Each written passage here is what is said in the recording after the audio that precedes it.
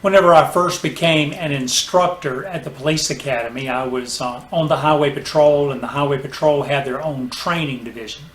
I was not in charge of the unit at that time. I was merely an instructor. At that time, the police academy was in a separate agency than the highway patrol, and they would select a head of a police agency to be over the police academy training committee. And they had, at this particular time, chosen the colonel of the highway patrol to be over this training council.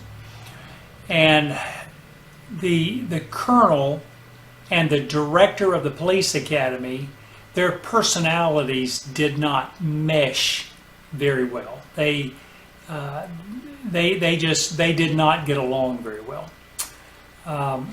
And because of this, what we found in the training unit was that the director of the academy, when given an opportunity, could maybe make life a little bit difficult for the highway patrol training staff.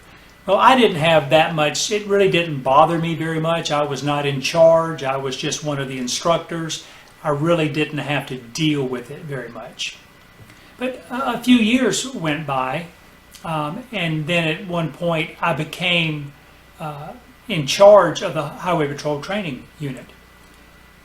At that time, it would have been a big problem for me. I look back at it and I realized, wow, I could have been worried about that happening, and if I would have been in charge with that particular director giving us a hard time, it would have certainly made my job more challenging. But what happened instead, before I ever took over, was we became a new agency. Highway Patrol and the Police Academy came together according to the legislature, and they were part of the same agency. And they hired a brand new director to come in. That particular director of the agency, not the academy, but the agency, he really liked the Highway Patrol. He just really liked the Highway Patrol. And so the director of the academy thought this would be, apparently, he thought it would be a good idea to go to this new director and tell him all the things that was going wrong with the Highway Patrol. And so he went and had a meeting with the director and told him all these things. Well, to make a long story short, basically what this new director of our agency did, he just told him he thought it would be a good idea for the director of the police academy to go find a new job. Well, it wasn't long after that. They placed me in charge of the Highway Patrol training unit, and they appointed a new director at the police academy. And the director that they appointed was a good Christian man. And so I came into my new job being able to deal directly with the director and two Christians being able to get together to discuss what was best for training for the Highway Patrol. I realized how blessed I was. I didn't even have time to worry about it or be concerned about it. God just made all of the pieces come together in advance.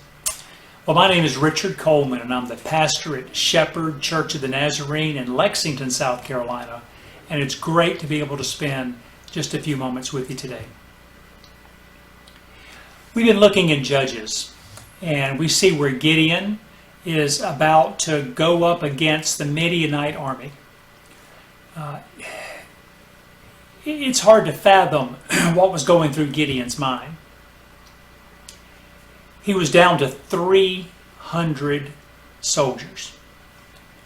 They said the number of camels that the Midianite army had were like the grains of sand in the ocean.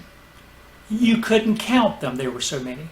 And obviously every Midianite soldier did not have a camel. So just imagine the size of the army that Gideon was going up against.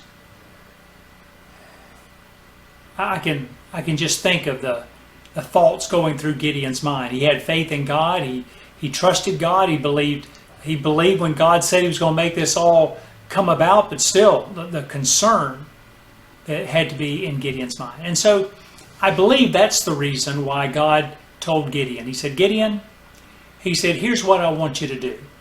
I want you to sneak down to the bottom of the mountain down there where the Midianites are camped out, where their huge army is. I want you to sneak down there, and I want you to just listen. It's probably another sermon in there somewhere that I won't go in today about the importance of listening.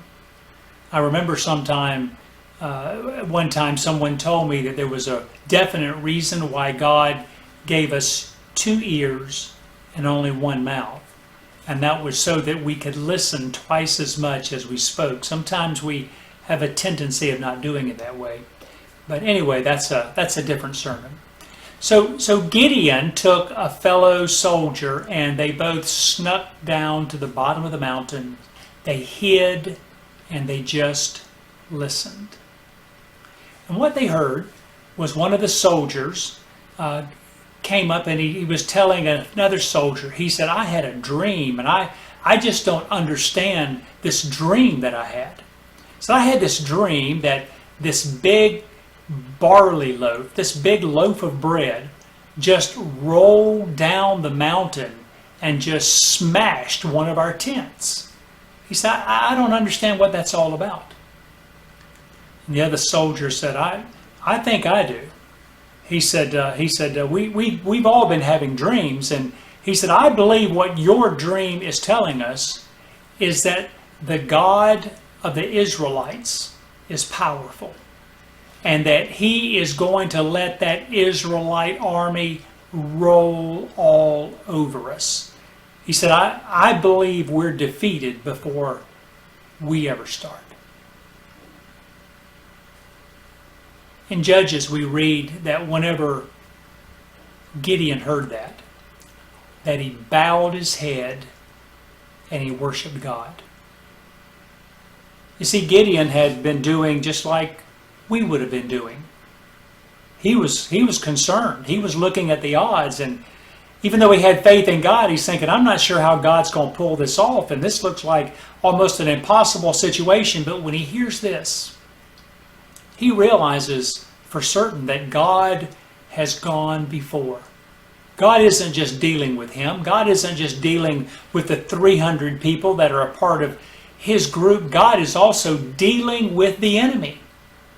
God is working in their lives in ways that we would never be able to comprehend.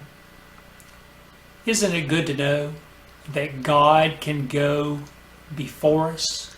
And that whenever we think that something is going to be impossible, or how will we ever be able to deal with that person, or how is this situation ever going to be able to work itself out, to realize that if we put our faith and our trust in God, that God goes before us.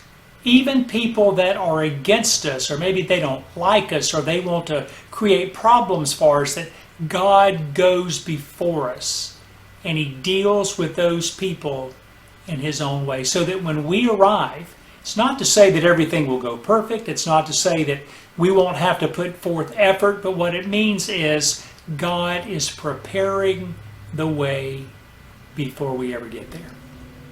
There's a song that I like. It says, God will make a way where there seems to be no way.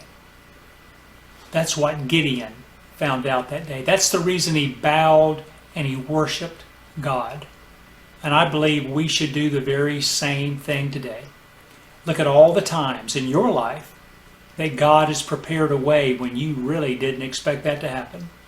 And realizing that, we also need to understand that God is preparing a way for your current situation. Whatever it is, let's give it to him. Let's go ahead and thank him in advance. That's what the Apostle Paul said. He said, with prayer and thanksgiving for the things that God is going to do. Let's go ahead and thank him for what we've been praying for. Because as long as we pray, God, I want your will to be done, then we can just go ahead and thank him, because that is what he will do in our lives. So may the Lord bless you and keep you. May his face shine upon you. May you truly be able to thank God now for all the things that he's going to do in your future. Thanks for taking the time and viewing today.